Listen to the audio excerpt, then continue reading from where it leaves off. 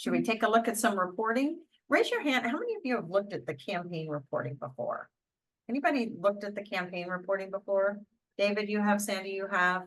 Okay, okay. So we'll, it looks like all of you pretty much have done that. So we'll kind of just touch on it real quick. I'm going to hop into here and I'm going to go view reports. Now over here in Classic, it's almost the same. I don't know that there's any of these in here that have, I'm just going to kind of pull one open. You just get to it slightly differently. But once you've got a campaign open, here we go. Right. You've got your presets to decide. You can jump into here to look at email by email, get a little more granular, see which emails have higher open rates or higher click rates.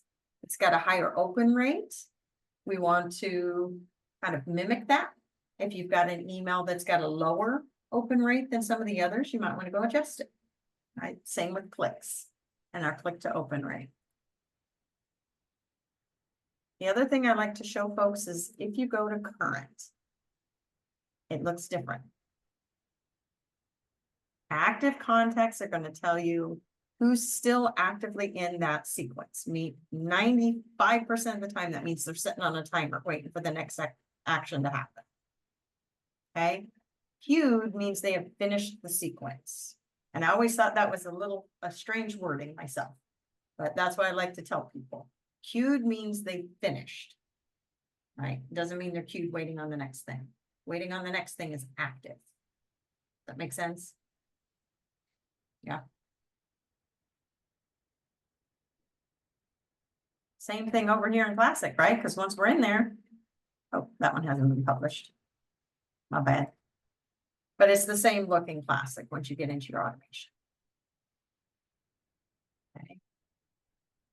How that's helpful?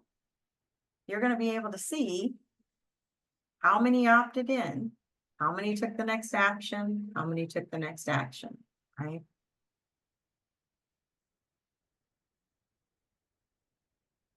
Questions on that reporting? And I know that was just kind of an overview, but it's because it seemed like most of you had used that before. Actually all of you raised your hand that you had used it before. So I just kind of wanted to touch on it and just remind you, you know, that's a great place for you to take a look at certain things.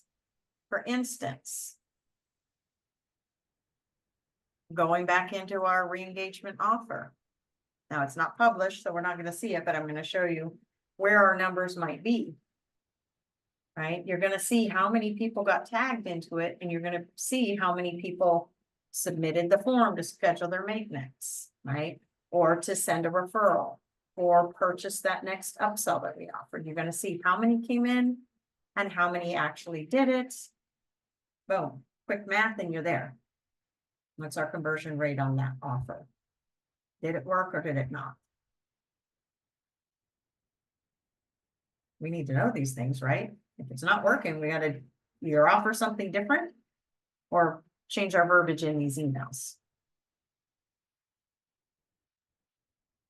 Make sense?